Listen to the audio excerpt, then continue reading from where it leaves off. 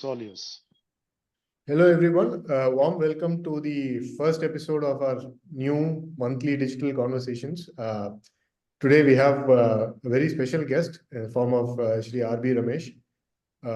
Most of you know him very well already. He is one of India's chess grandmasters and, of course, the Dronacharya Award winner for his exemplary service to the world of chess in India. He's produced a number of chess prodigies out of his coaching institute and will continue to do so for a very long time to come. Speaking to him is K. Balakumar, again, one of our best commentators on Swarajya. He has covered chess and the sport multiple times in the past. In fact, on the internet, if you were to look for a good profile of R.B. Ramesh sir, which captures the person in its essence and entirety, you would have to read the profile written by Balakumar. So we thought it would be nice to get the two of them in a room and speak to each other. I also want to thank all our subscribers who have arrived here, who have joined this webinar. We will, of course, be recording this conversation and also sending it out to all our subscribers and readers in the on the YouTube and other channels as well. So over to you, Balakumar sir. Yeah, thank you, Omar. We'll straight away go into the chat. And in a sense, it's also doubly appropriate to kick off Swarajya's conversation series with the chess guru Ramesh, as we had Guru Purnima only yesterday and the World Chess Day the day before. So in that sense, it's pretty appropriate, as I said. So as an opening gambit, Rameshji, I had to ask you this. This question has been rankling in my mind for quite long. One thing that is also pretty fascinating, you chose to give up playing the sport at probably the peak of your career. It was barely 4 years after you became a grandmaster. You were just 32 also. So in that sense, it was a surprising decision. So was it a sporting decision or was it also a philosophical and spiritual one, Rameshji? Okay, so short background about the context. Probably some of the audience would not know, may not understand the question well. So I was a player from the age of 12 till the age of 32 for 20 years, and I was working with Indian Oil Corporation. And in 2003, I became a chess grandmaster. That's the highest title one can get in chess. And in 2007, I became Commonwealth champion and quit playing chess in 2008. So that's why probably this question, why I quit my playing career and became a full-time coach. Yes, around the period when I quit playing chess and became a full-time trainer, there was a paucity of good trainers in India in chess. And there were many players. When I was a young child aspiring to become a good chess player, I felt the need to seek guidance. Like I had many doubts myself for which I needed clarity, but there was no one available as a trainer to reach out and get some answers. So what used to happen, it's like we used to talk with senior players around and try to get their guidance. But since they were all active players, they were not very forthcoming with their suggestions because they felt it is their trade secret. Kind of hesitation was there.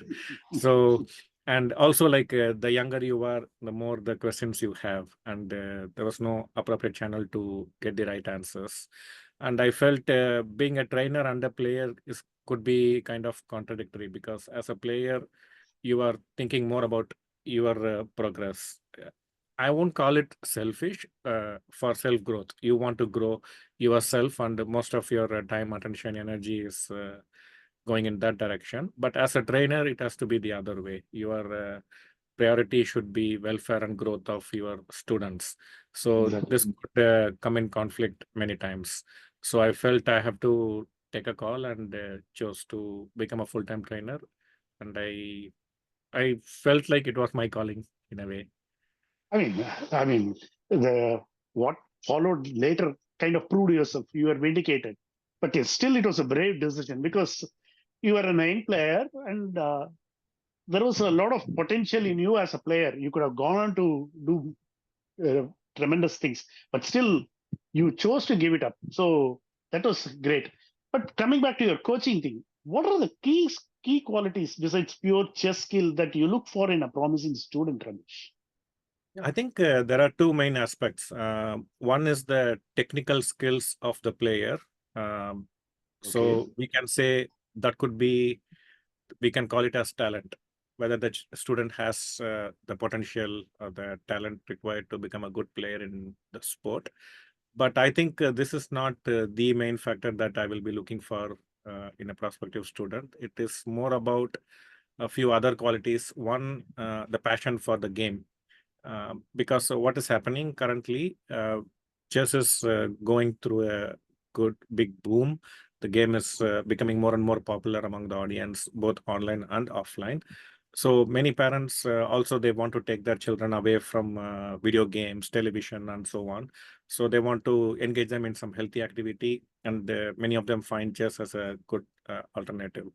So in such cases, what usually happens, and also there are parents who believe like their child is very smart and they can become very strong, like Vishwanathan Anand or Pragnananda, Gukesh, and so on. There are many role models these days.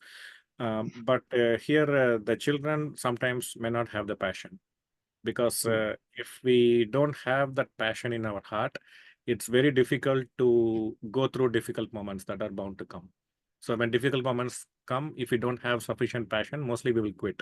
We will not persist in our efforts to get better and learn from those difficult experiences. So this is one thing I look out for, the passion from the child. And this can be cultivated also. Even if I can find some amount of passion, we can talk to them and make them more passionate. The second quality I look for is their hunger to learn, that curiosity.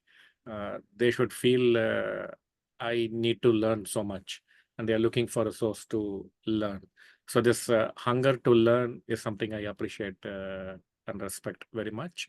And also the ability to learn things, because most of us, we only hear things, we absorb information, but it doesn't translate to learning. So this is something not everyone can do in every field. So we are good at learning certain things that comes naturally to us. So I look for this this innate ability to learn efficiently. Even Can that you give us an inclination. example of this? I mean, how do you go about this? Practical examples of this, the things that you Basically, talk like, about. for example, when you are asking me a question, let's say, and if I'm looking somewhere else, it just already is an indication I'm not paying attention, or I'm not that interested, right? So when the coach is teaching something, I usually observe my students, how attentive they are, how interested they are, from their body language, from the angle of their eye position. And so we can easily sense that they are curious and interested or not. We can easily feel that vibe. So if I feel the student is paying a lot of attention, he is interested in what we are trying to explain, for me, that is the most important quality I look for, because he is willing to learn. We can only teach someone who is willing and ready to learn. True. But as a coach, what is the biggest hurdle you face in helping your students reach their full potential? No, there are many issues young children have, and this is also changing with times. For example, 20 years ago, when I was teaching young children, they had better ability to focus, and they were more patient, and they were more resilient, I should say. There were other qualities also. What has happened, especially post-COVID, the young children are more prone to using gadgets, electronic gadgets, internet, phone, and so on. They are very active in social media from a younger age, and they watch a lot of video content. So what is happening? Their senses are very active. So their sensors are being activated all the time. So they are always looking for something to entertain their senses. They want some action, activity. And some in chess, in a game like chess, you have to, there is not much action happening. So most of the action is happening in your head. So for them, it could easily get boring. So because they are not seeing, their senses are not being It's a tickled. generational thing also, because you're right. When you say youngsters or not, I mean, they are prone to get distracted pretty easily, because that is the times that we live in kind of doesn't allow too much space for concentration, which is much needed for a sport like chess. So that is the inherent challenge that coaches like you have to face, isn't it? Yes. So what happens is like the children become impatient easily, and they also look for shortcuts in the sense like they think like, okay, Ramesh is a good coach, so if I go to him, he will make me a great player. So they don't want to take responsibility for their own growth. They kind of outsource their growth to the trainer. So they feel like, so how I normally tell this is like, imagine if we go to a barber shop and we have to tell the barber to cut our hair, and then we have to sit and relax. We don't have any more role to play. The barber will do all the job. We just finally pay and come back.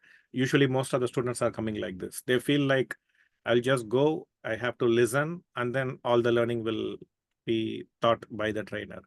But the most important quality for a student is to be an active participant, active learner. So this is also something now we have to teach the students how to do this. So it's a double challenge for you. And another challenge is, you briefly touched upon that also, because about the pushy parents. How do you deal with them? Because if I mean, as you said, if the person is not interested in chess or doesn't have the basic skills for it, but the parents are pushy because they've seen Vishwanathan Anand and others like that. How do you handle those? How do you keep them at bay? No, for me, like it is reasonably easier compared to other trainers because I have a name or a brand, you could say. True. So parents are prone to listen to authority, kind of. So when I say they kind of able to listen and accept. But for other trainers, like I was recently in Italy doing a seminar to train the trainers in Italy how to teach chess effectively. And one of the primary issues they say they face is how to deal the pressure and expectation from the parents. So the parents feel their child is extremely intelligent. I'm not getting into the whether it is valid or not, but this is the general feeling most parents have, and so they naturally expect like my son or daughter should excel in chess. And when the results are not happening, they think the coaching is not good. They simply that also seems very logical, but sometimes like the child is not interested in the game or they're not putting in the hours to learn and grow and so on. So it's very important for trainers to communicate with the parents, one, their philosophy of training. I believe every coach should have their own philosophy, what they see as success, how chess should be learned, what are the different qualities that is expected from the child, and what is a good way to be an effective chess parent and so on. I try to communicate with the parents periodically about this. Oh, that is good. I mean, what are the mental training techniques that you help your students to tackle pressure and other, I mean, match situation kind of thing? Because pressure not just in the match, outside world also, so that also tends to affect the players. So what are the mental training techniques? If you can give a brief background of those things, that will be interesting. Yeah, I think if we try to be someone else while we play chess, which is against our nature, it will not work. So it's not like I artificially, like for example, if I have to go to Formula One car racing, I just put some dress and helmet, everything for that special situation. So I cannot wear a different attire and become someone else. So this is a mental game. So whatever qualities are within me, they are going to reflect in my decisions as well.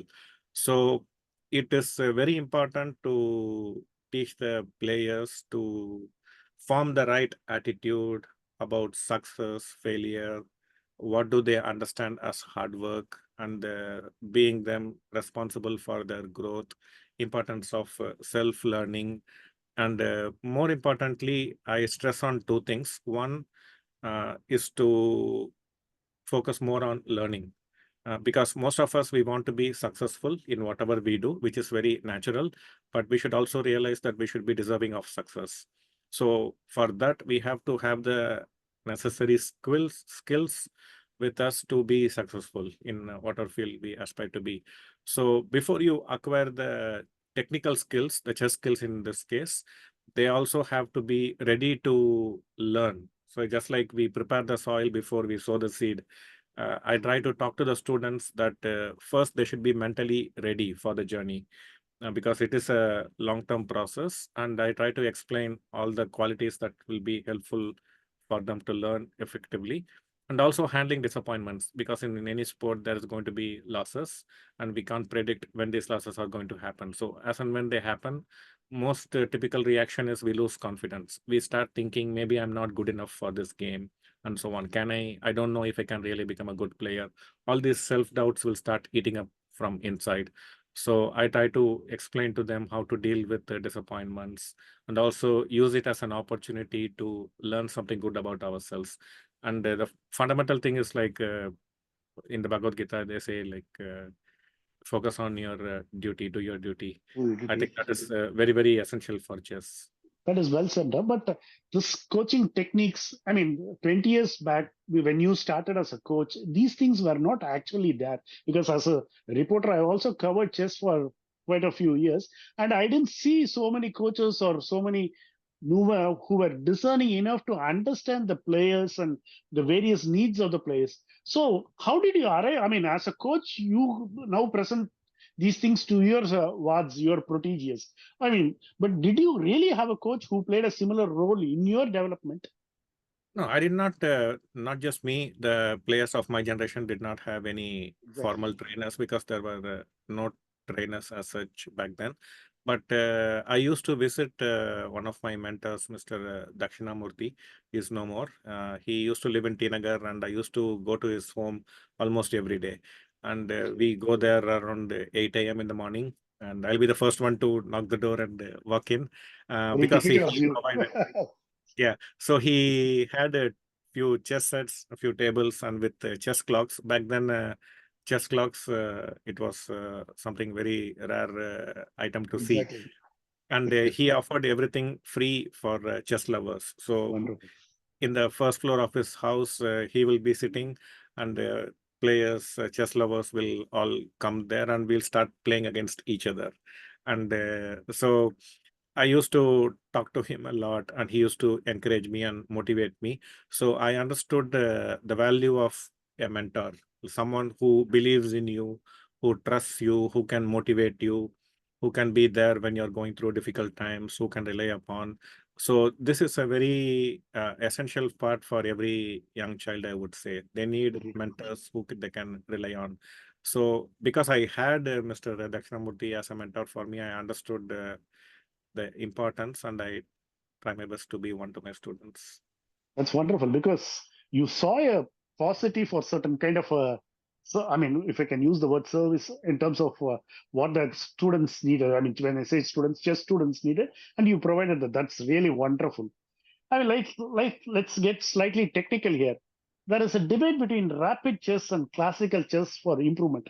What is your take on the ideal training approach for different stages of development?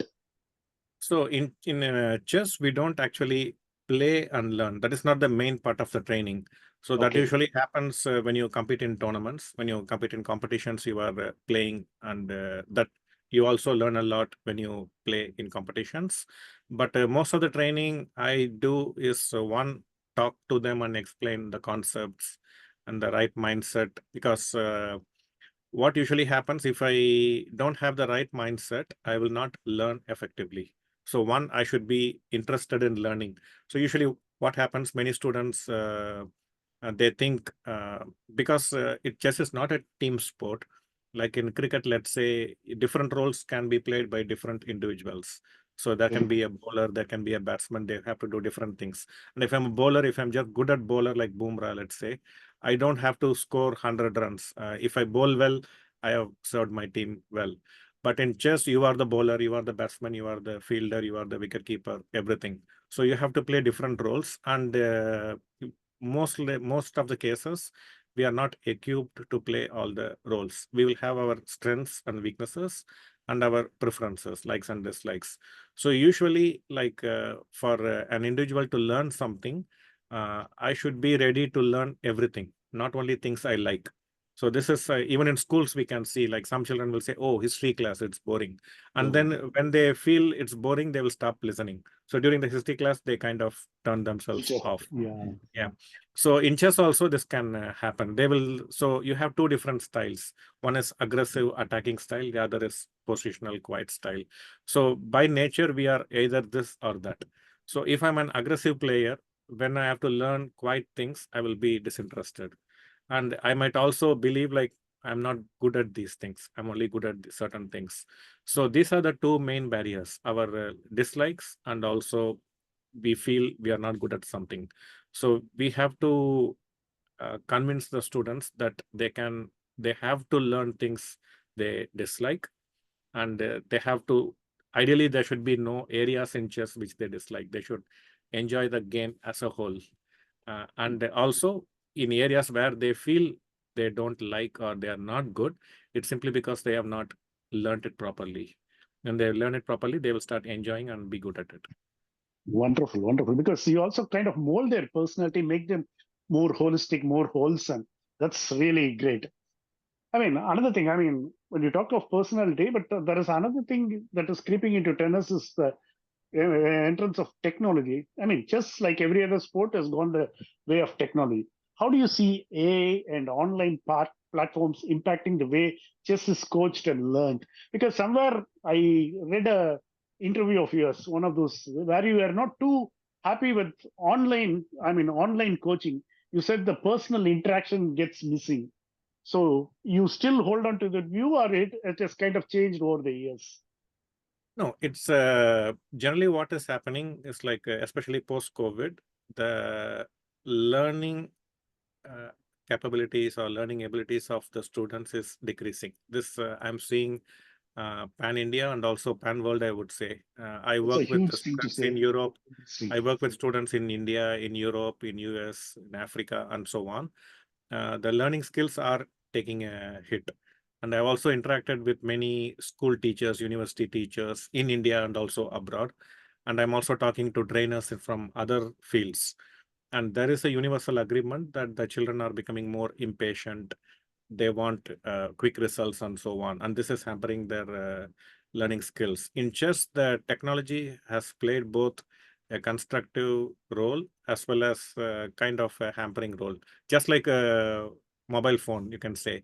Like nowadays, in most of the houses, everybody is just sitting with the mobile phone, not talking to each other. It's a double-edged weapon. Yes, double-edged. So the same is with chess as well. So chess learning has become more efficient and easy because of access to information, access to technology. But the technology is also kind of trying to solve the game. So it's like nowadays it's very difficult to get a good fighting game because the opponents are very well prepared because of access to technology.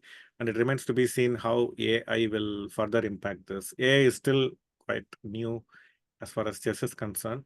So probably in a year or two, we will have a better picture how AI is going to impact the game. But when you impart training online, there are certain things which are better taught in person. So you had some reservations. I mean, during the time of COVID, I read an article on you when we weren't too comfortable with that idea. So that was the reason why I asked you this question. Does it still stand? So usually what happens, it largely depends on the student. If the student is very sincere, interested to learn, genuine, honest, then online or in person would not make much impact. They will still absorb very well. But what is usually happening now is like in many online classes, almost on a daily basis, I get an experience where one student or the other is using technology. Like when we give a puzzle to solve, they are using technology to find the answer and giving the answer as like it's like using a calculator to do an addition or something like this. So they use technology to find the answer and give it. So I can easily find these things because then I can immediately give a position which humans cannot find, and they will immediately come up with the answer. So you can confirm the suspicion like this. So this you need online to be cheating one step is happening. ahead. Yeah, this online cheating is kind of an issue. Even very young children, like 8 or 9-year-old, they are tech savvy and they can do this. Since you brought this subject up, because there is there is a supplement question to this, because it also online chess events also there are certain allegations that some of the players have cheated. I mean, right at the top, not ordinary players. And let's not get into the names, but you know what I am talking about. So how does chess as a, I mean, it's not you. I mean, as a coach, you may not have anything to say on this, but as a person who is being connected with the chess ecosystem, how do you see this hanky panky that players involved in online events? I mean, is chess is a gentleman's sport like cricketers.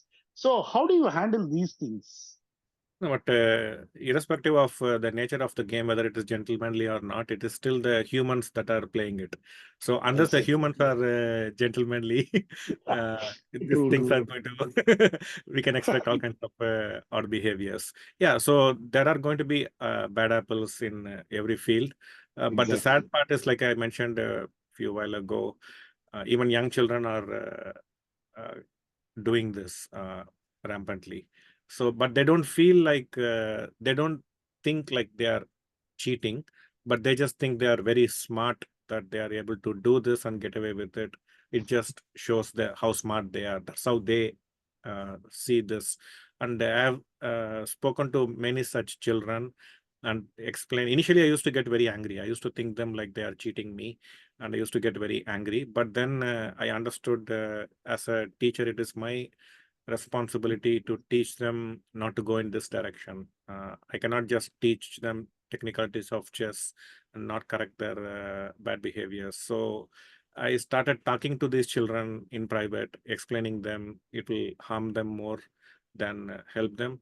And this is not being smart, but it is being dishonest, and they have to be honest with themselves and with their trainers. So it is an ongoing process, yeah, but we have to look at them as young humans who are making some mistakes, and it is still possible to correct them. Yeah, they are also vulnerable. But then again, it brings back to the question of developing their personality, which you touched upon earlier also. And in the sense, there is a perception that chess is an isolated sport. How do you encourage your students to develop social and communication skills along with the sporting prowess? Yeah, How to do you be do good, that? yeah, to be good in chess, you need to have fantastic concentration. Like you should be able to focus on the position in front of you. Like whatever you are doing, you have to be focused, because when we are trying to focus, immediately we start getting thoughts. That's the nature of our mind. And when the strong thoughts are quite strong, then we also get the associated emotions. For example, like let's say I have a position in front of me which appears like I'm going to win. So immediately I become happy. I'm thinking about I'm going to win, and then the thought, as it gets stronger, I'll become happy. I'm anticipating that victory, and that can make me careless. I can make a silly mistake and lose the game, or vice versa. I may think I'm going to lose, so I become very sad, and then I can make a mistake and lose. And then when we go back and check, we were not actually losing that game. We just had the feeling that we were losing. So these thoughts and emotions can be really disturbing us in concentrating. So we have to explain all this to the students, help them improve their focus and so on. So it's not just the technicalities of the game we need to focus.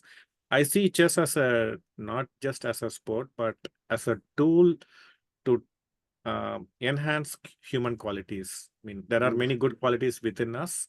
How we can enhance those qualities, that's how I see. Yeah, true. Because making the students understand to stay in the present, not think too far ahead or not get ahead of themselves. That's also very spiritual and philosophical because you rightly said, because it's a tool to develop oneself holistically. So that's, I mean, most sports do that. All sports carry this, has a philosophical side to it. And a sport like an intellectual pursuit like chess certainly does carry it more than other sports. Anyway, we'll get to the Indian chess in particular. What are the interesting trends in chess that I mean, you see in the global chess scene and as well as in Indian chess? And how are you preparing your students to compete internationally? Yeah, so chess as such had got a big boost during the COVID lockdown. We had the Netflix series Queen's Gambit, which made chess extremely popular in the Europe and the US in the West. So people were sitting at home and watching this series, and they were very impressed. And it is proven with data that the chess set sales um, like was 10 times more after COVID. So it was helping. And also during the COVID lockdown, since the tournaments were not happening over the board tournaments, the world champion Magnus Carlsen back then, he started organizing a few online tournaments. He himself participated with good prize fund. So most of the aspiring players, they could sit at home and play with all these strong players and also make good money in the process. So online also chess had a big boom. Now it is one of the top esports, online sports in the world. Okay.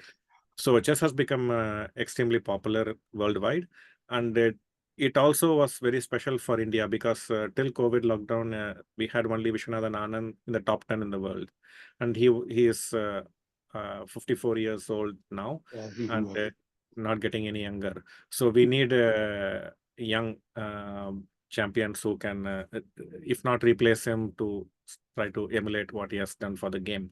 For 4 or 5 decades, he single-handedly kept the game in the limelight, and every success of his brought a new wave of young children coming to the game. And now, after the lockdown, we have a few youngsters, especially Gukesh, who is now going to fight for the world championship title in few months. And most likely he could become the youngest ever world champion. There is a good possibility for that. He's from Chennai, and also Pragnananda and Arjun Ergesi. So these three are still in their late teens, and they are in the top 10 in the world. So if you take the top 10 players in the world, we have 3 Indians and all are late teens. So this is very good news. And right now it's acknowledged worldwide in the chess community that India is the future of chess. And we are considered like how US is considered in India, let's say among the youngsters. Everyone wants to go to the US and study and settle, something like this. So that's how they see chess. They respect and fear chess players from India, especially young chess players from India. That's the kind of respect we have earned worldwide. That's thanks to my coaches like you, because who have prepared, come up with so many players. But one of the things that Indian players, or not just Indian players, other countries also, they many players between the levels of yellow ranking 2,600 to 2,007, 740, they complain they do not receive enough invitations to play against world's best players. These invitational tournaments. Is that not a challenge for them? Yeah, but it is just a question of perspective, I would say. Like if we value something more than the other, and if we don't get access to what we value more, then we have a reason to complain, or we feel like we have a reason to complain. But how I see is like invitation tournaments are tournaments where a limited number of participants play, usually like 10 players, let's say. And that's the typical number. Sometimes it's 13 or so. So very few players are participating in this competition, and the players are chosen by private invitation by the organizers. They usually go by the rating of the player and the current form, or how popular the player is among the audience. So the more popular ones, they want to have informed players they want to have in the tournaments. So this already means like only very few can compete in such tournaments, and there are only a few such tournaments happening. So earlier we had only few players with high rating, so they could get invitation somewhere or the other. But now we have many players rated over 2,700. So even if you are 2,700 and above, it's not going to be easy to get invitations to such close tournaments. So I think we just have to change our mindset and not wait for these invitations to come our way, but compete in other forms of competitions and show our mettle. Okay. You talked about specific players, Gukesh and Pragnananda. You have closely worked with Pragnananda, and his rise is, he is consistently now, I can use the word consistently defeated Carlsen, which is no mean feat.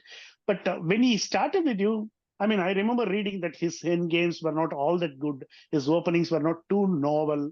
Even his defensive skills were a bit iffy, but his positional strength were they also had some issues, but he was very good in calculations. I remember you talking about his being very good in calculation and attack, and his memory was pretty sharp. So how do you manage to develop these things? If you can give it a bit technical, and how do you work upon this? If you are allowed to talk about something like this, can you elaborate on that, specifically Sure. to Yeah, so when I started working with Prag, he was around 7.5 to 8 years old, and he was already Okay. world champion. So in chess, we have world championship titles for children as young as 8 years old. So Okay. every even year, 8, 10, 12, 14, 16, 18, 20, we have world championship title happening every year. So Prag was already a world under 8 champion, and his sister Vaishali was under 12 champion. So I started working with both of them at the same time. And from the first day, it was obvious that these two children, they just loved chess. So if you take chess away from their life, even for one day, that day will be very miserable for them. So it was like naturally they felt so much attached to the game. It is like their calling, I should say. And Okay. so they were extremely passionate, and they were extremely ambitious. Both of them want to become world champions. And the thing is, like, I've seen thousands of children say they want to become world champions, but it is like it is their desire, uh, or their wish that something good will happen. It's like everyone wishes to be rich, beautiful, and intelligent, and so on. But that is not ambition. Ambition is with a sense of responsibility that you realize you are not yet deserving what you wish for, and you first have to become deserving of what you wish to achieve, and that is done by hard work, a process. You go through a difficult process, lot of struggle, sacrifices, and you grow stronger in the whole process, and eventually you deserve what you wish for. So you should be willing to go through a long strenuous process, which these two were willing to. So I did not have to stress too much on these aspects to Prag and Vaishali. So we could most of the time talk about the technicalities. And as I said, like, if you like something so much and you are extremely ambitious and you are willing to put in the effort, then I think half the job is already done. Then it's just a matter of acquiring the technical skills. So we have been working a lot on their chess from they were very young, and they used to come around 9:30 to our club. They live around 1.5 hours from where I live. And so the parents, either father or mother, they used to drop them in our place. And many times mother will stay back, and the classes could finish at 7 or 8 p.m. And they will eat the dinner in the academy itself, and then reach home by 10:30, and then again come back in the morning for the next day's training, and so on. And many times, even after winning big titles, I will see Prag very next day in the club to learn chess. Many children, they will want to bask in the glory of success, and they want to relax or rest. For him, chess is relaxing. Chess is the rest. That's amazing. I mean, it needs to be told to the viewers that both Pregnananda and Pregs and Vaishali, they are both grandmasters in their own right, and probably the two best chess talents in India right now. And both of them owe a lot to the coaching of Ramesh. So, I mean, it is a really great bit. Right now, Indian chess is happily placed in the hands of players like Gukesh and Pregnananda. I mean, talking of Gukesh, Ramesh, how do you rate his chances? I mean, you briefly touched upon that against Ding Liren in the World Chess Championship that is going to happen in Singapore. Yeah, so Ding Liren from China is the current world champion. World And champion, yeah. the generally acknowledged in the chess field is Magnus Carlsen is the best chess player even today. And he is the one who defeated Vishwanathan Anand in 2013 and became the world champion at a younger age of 22. And now he's 32 or 33 years old, and he's said like he's not going to play in the world championship anymore because he doesn't feel the opponents worthy enough to go through the strain. So he doesn't probably find a worthy enough opponent as of now. So Ding Liren is the current world champion, and he'll be playing against Chennai's Gukesh, and they're going to play in Singapore in a few months from now. Yeah, November or So December. there is this is going to be a special world championship because one, we have a youngest challenger in the world. Like Gukesh is just 18 years old. He's the youngest to play in a world championship title in chess. And his opponent Ding Liren, he's a fantastic player, but in the last 1.5 years or so, he seems to be have some mental issues, in the sense he's going through some depression. We are not exactly clear, but it is very obvious that he's not feeling happy inside, and he's having some issues with his mind. And so his results have taken a huge beating in the last 1 year. He is not played like a world champion. He probably is not playing even like a top 15 player in the world. So Yeah. if he does not recover his mental balance before the world championship, then the match will be very one-sided. Gukesh will just crush Ding Liren. If Ding Liren completely recovers from this phase he is going through, then I would say it's 60-40 in favor of Ding Liren. Oh, that's good. That's very nice to hear. And you also specifically talked about Chennai also. You dropped a word, Chennai. I mean, Chennai is the de facto chess capital of India. Close to 30 GMs from the pool of 85 GMs that India right now has are from either from Chennai or Tamil Nadu. What makes, I mean, this is also your home city. What makes the city tick as a chess hotspot? Various reasons. One, long history. For example, India's first international master from Chennai is Mr. Manuel Aaron. Manuel Aaron. Yeah, and India's first Grandmaster is from Chennai, Vishwanathan Anand. First world champion from Chennai, Vishwanathan Anand. And so the Indian Chess Federation head office used to be in Chennai for many decades. So chess was the political capital, was also in Chennai, you could say. And we had many capable organizers who conducted chess tournaments, even in the 60s, 70s, 80s. So when I was a young kid who came to chess in the early 90s, I could travel all over Tamil Nadu and play in Karur, Thuthukudi, Madurai, everywhere, Palani. So there used to be strong chess tournaments where players from other states will come and play. So you had plenty of opportunity to play and learn. And also our work ethics, probably we are more conservative than the North.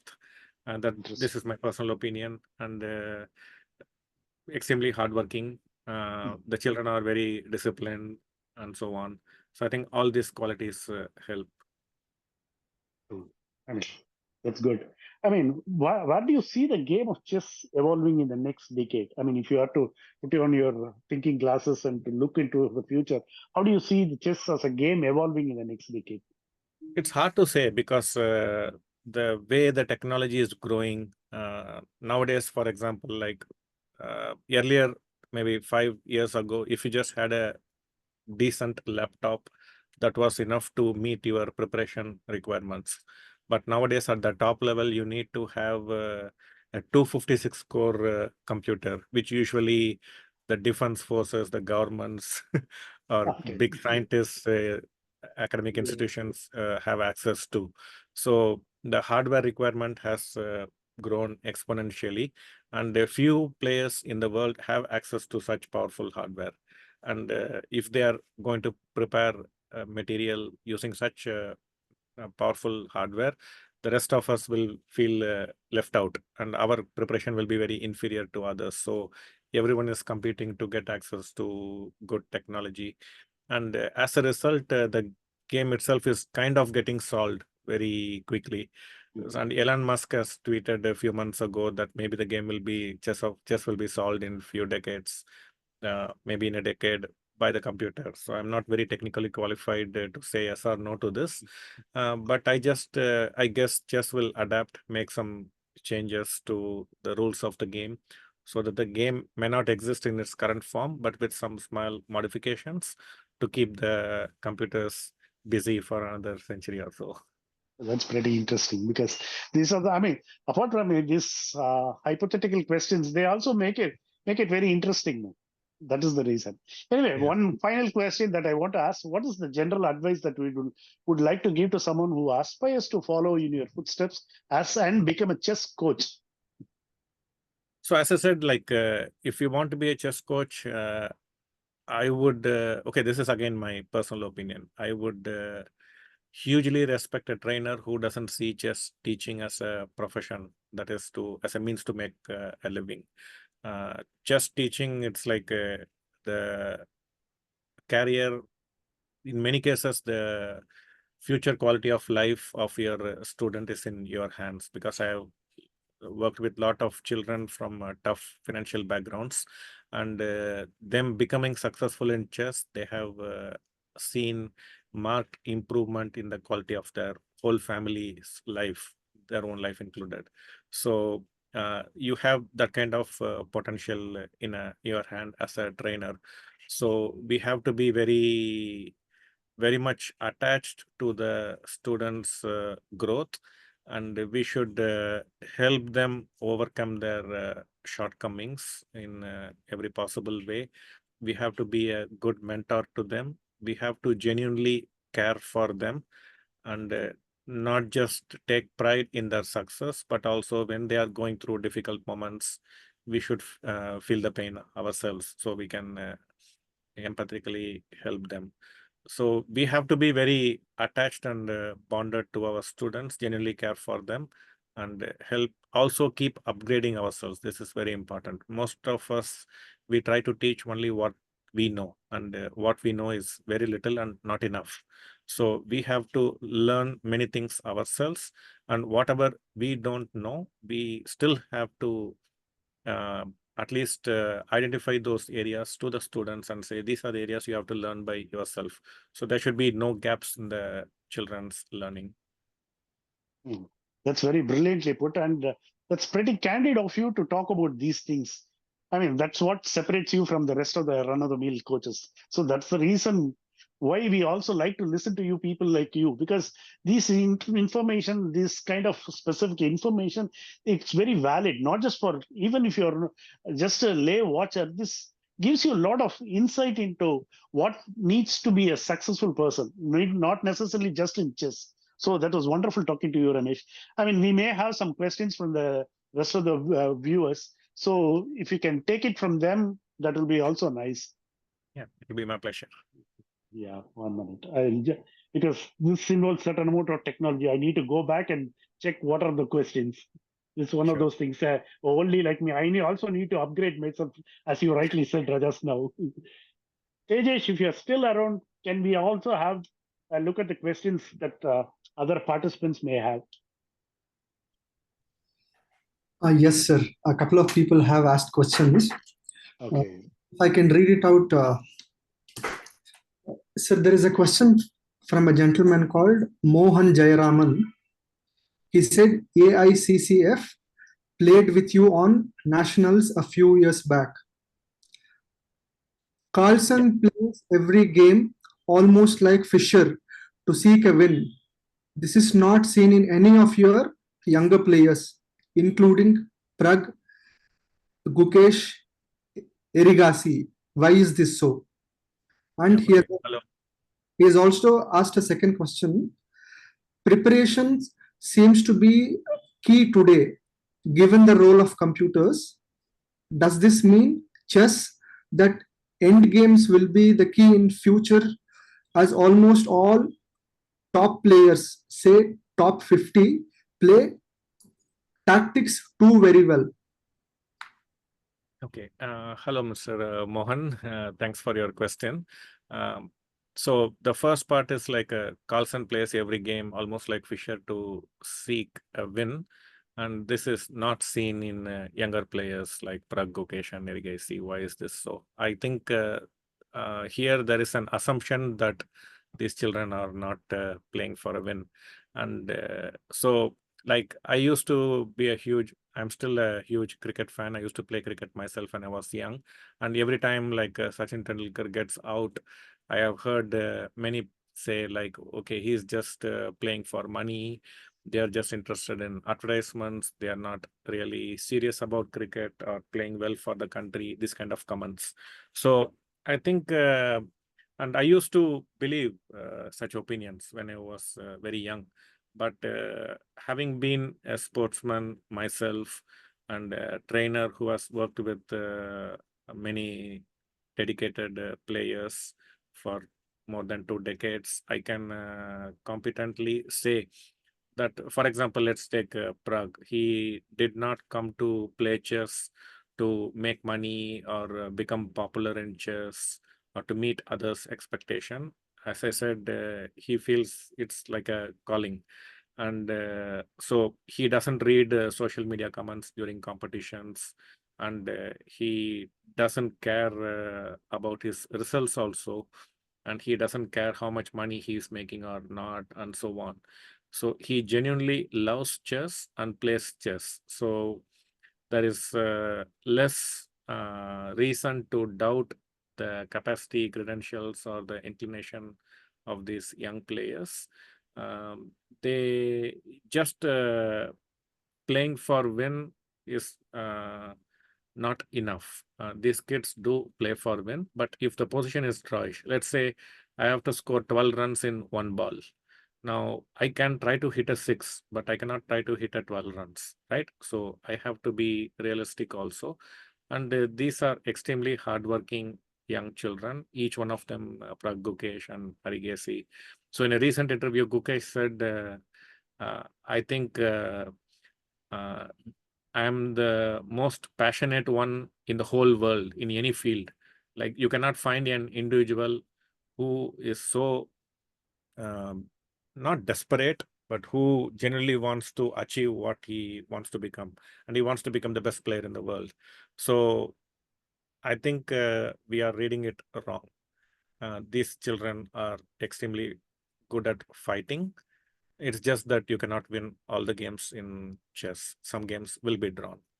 The second question, preparation seems to be the key today, but it has been the key throughout. It's just that we have better means available to prepare, which is also available for everyone. I don't think end games alone will be the key in the future, but you have to be good at all aspects of the game. In fact, I believe if someone can dethrone Magnus, it's not an end game. He has to be beaten in a good attacking style. So some aggression. I think that is what can unsettle him and topple him from the World Championship title. Okay. Sir, yeah. Sorry, Prasanna go ahead. has an interesting question for you. So Prasanna says that he's a huge fan of you and he's a great admirer of you. He asks, if you weren't a chess coach, what would be your dream profession and how, if at all, do you think your chess knowledge would translate to that field? No, I think like whatever I have learned, my philosophy about life, everything, it has been influenced by few things. One, by my upbringing in the family, my parents, my family, my grandparents, and so on. They used to tell a lot of spiritual stories when I was young, and they had a huge impact on me as a person and also as a sportsman. And I had gone through many difficult moments in my playing career as a player. I was not very successful all the time. Many times I had to go through very difficult moments. So I started learning meditation, and that helped me in forming most of my philosophies. I also try to read many scriptures to understand how the mind works, everything about it, and try to help my students by giving them better clarity about handling their emotions and so on. And so whatever I have learned, it has come from chess as well. So if I'm not a chess player, maybe I may not know many of the things I feel I know today. So I will be that much poorer. But I would want to be help the society in some way. And right now, I feel chess is a tool in that aspect. But I hope I can contribute in other areas as well. Maybe in social service, but not like a social activist kind of destructive, but in a constructive way. Okay. See, another listener, Mr. Fani Prasad, he has asked, I mean, his question reads, truly respect how you have groomed our prodigies and made us proud. Your recalling of Bhagavad Gita that keeps our youngsters from being demotivated was wonderful to hear. I learned Indian chess from my grandmother around late 80s. Years later, I realized that modern chess is the dominant variant and is played the world over. Do you feel we as Indians need to come together to promote Indian chess and its rules? so that this too can be popular variant other than the Fisher random or others. I don't know what he exactly means, but that's what he has written. Yeah. This will also keep generations interested in our chess roots and origins. Okay, so there are many angles to this. One, for example, in China, they have their own versions of chess. They claim chess originated in China, but scientific evidence, I believe, says chess originated in India, in Bharat, as Chaturanga, and traveled through the Arabs to Persia, and then subsequently to Europe, where the modern rules evolved, and that's what everyone is playing. Now, regarding to should we teach our Indian children the ancient way how we played the game? Definitely. I think we should not lose our roots, what our ancestors have invented. That definitely should be taught.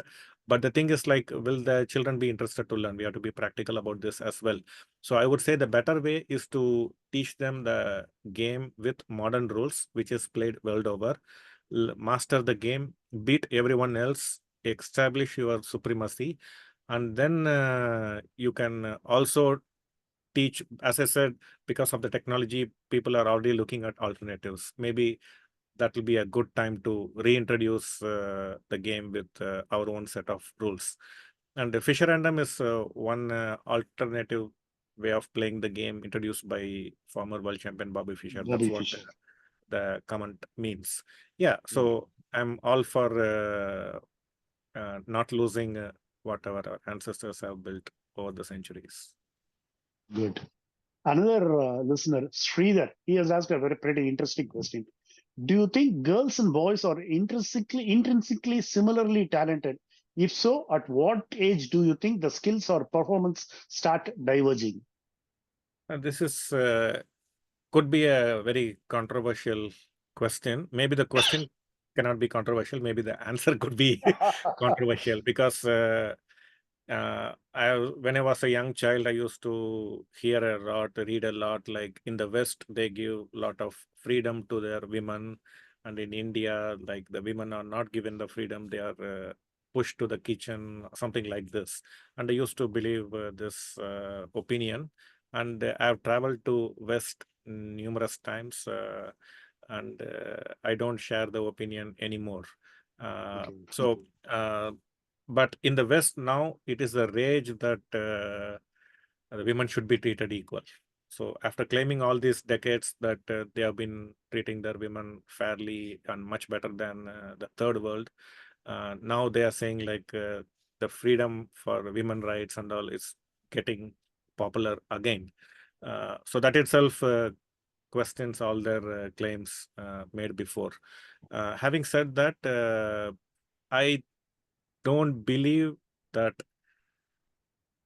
men and women are equal. So this is why I said the answer is going to be controversial. I believe men and women are different in the sense. So I don't say like, so probably in the West, they think it's like men, women. So men are above, women are below. And so they want to make it equal.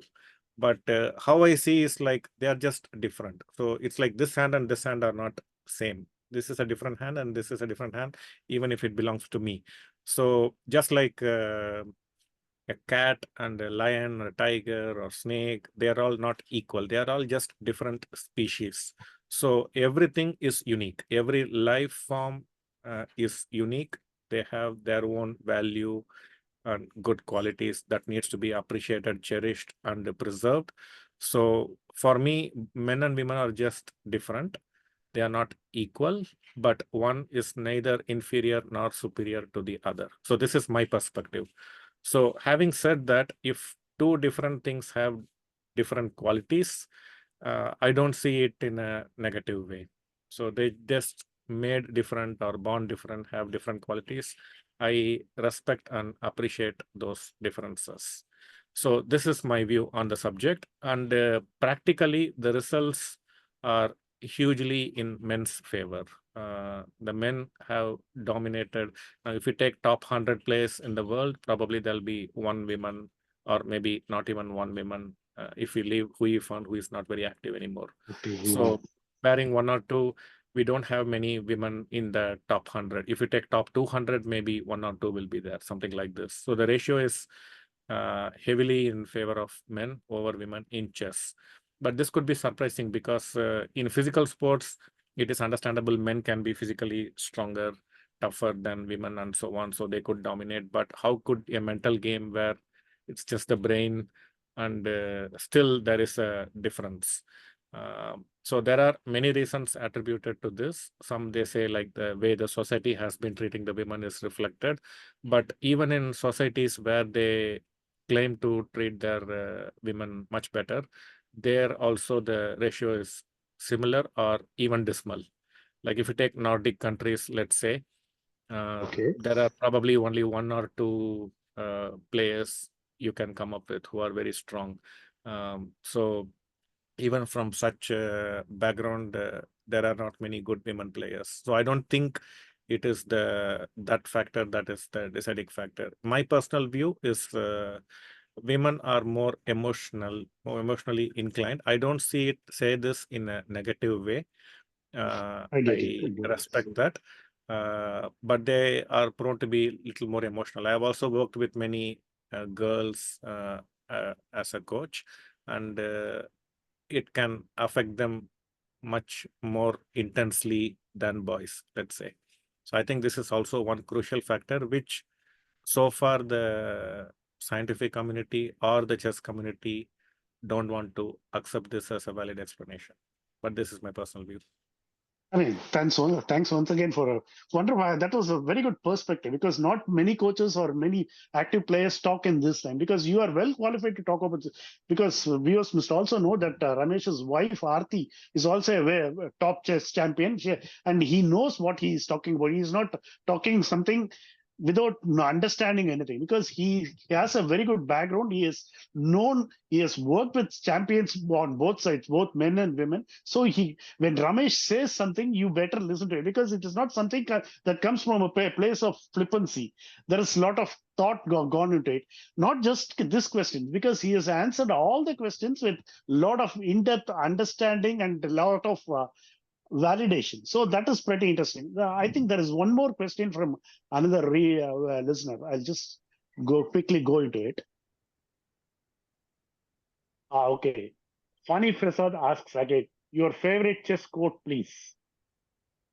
Okay, so the one that impressed me when I was young, it still impresses me after all these years, which I try to explain in depth to my students, is when you see a good move, look for a better one. So in chess, like a move is like when you play something on the board, it is called a move. So when you see a good move, look for a better one. So it has many views. Initially, when I was very young kid, I did not think much about it, but I just took like, okay, if I see something, I should not believe it is the correct path. Maybe there is another path available. So I just have to be ready to explore other ways of thinking. So there are many deeper ways to understand this. One is like when you see a good move, it's like you think it is a good move. It's your perception, it's your opinion, but it may not necessarily be a good move. So our initial impressions may not always have to be right. So we should be open to looking at the same possibility from different angles and come up with different approaches. And that's what our religion also is about. You can approach it in multiple formats. So yeah, and look for a better move. It's like it encourages that searching quality, that seeking quality, and the ability to put your own impressions under control and explore other avenues for the truth. So this is something I'm impressed with. Because you rightly said there is not one single path to glory or salvation. So that's right. I mean, we can go on and keep talking because you are such a wonderful conversationalist because you come up with new insights. It was pretty interesting. But we have to look at the last in chess. We have to look at the clock in these conversations also. I think Tejesh is chipping in with something. Tejesh, you have something to say? Swarajya folks. So I read out the question. You can decide to answer in whichever order, sir. A question from Arush Tandon. He says, what is the importance of physical fitness in professional chess? And Yeah, and please. Abhishek, if it sounds logical, do you think chess needs a big rivalry like that of Sachin Lara, Ronaldo Messi, Federer Nadal for acceleration towards more viewership and fame? And one last question, sir, one last question. Okay, so maybe I should take notes. Just a minute.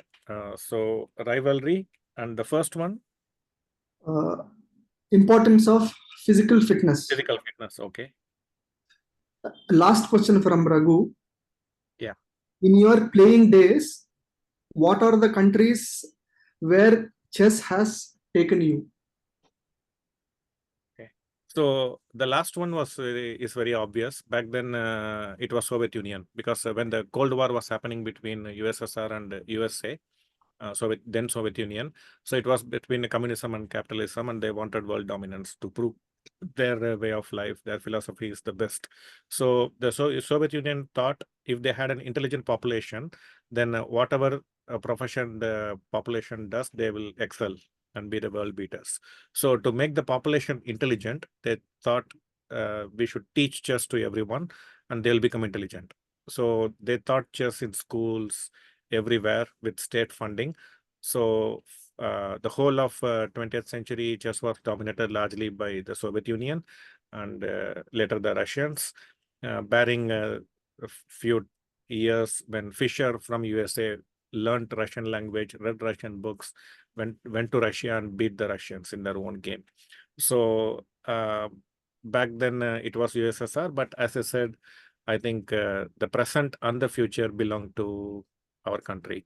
And the question of physical fitness, now, when I was young, the physical fitness level was abysmally low. We had many players with big pouch and so on, punch and so on. But nowadays, all the aspiring young players, they are physically very fit. They play a lot of physical sports they also do a lot of cardio exercise to have a healthy heart, ability to withstand pressure, have strong nerves. So they are very conscious about the diet, the sleep, the exercise routine, and so on. So it's very difficult to find unfit chess players among young generation anymore. And regarding rivalry, yes, I wouldn't want to call it rivalry. It's healthy competition. It's always very good because if you have a healthy competition among your compatriots, whenever you are going through a bad phase, you will immediately feel the need to rise again like a phoenix. So you will work doubly hard to upgrade your skills. So it's very good to have healthy competition in any field. And in India, we already have this among this trio, Arjun Agassi, Gukesh, and Prag. So every time one does well, the other two also raise their level to match, not to be left behind. So we are lucky to have these three players who are constantly pulling each other up. I mean, to follow up that, what you said, one of the listeners, Sridhar, he has asked this question. Do you think any of Arjun, Preg, or Gukesh will reach Magnus's level? So it's very difficult to predict. I don't believe in predicting things. Like if you ask me, like if two players play today, who will win and lose, I will say whoever plays, may the best win. So may the deserving win. So whether will anyone reach Magnus, especially Arjun, Prag, or Gukesh from our country's context? Yes, there is very good chance one at least will reach his levels. But these kids are not trying to match Magnus. They are trying to surpass him. So they are extremely ambitious. They won't be happy to match Gukesh Magnus record, but surpass it. So, and they are very young. They are extremely hardworking and ambitious, and they have sponsorship, training, access to technology, everything. So I don't see any hindrances in that path. So hopefully, I would wish all the three to surpass Magnus. Wonderful.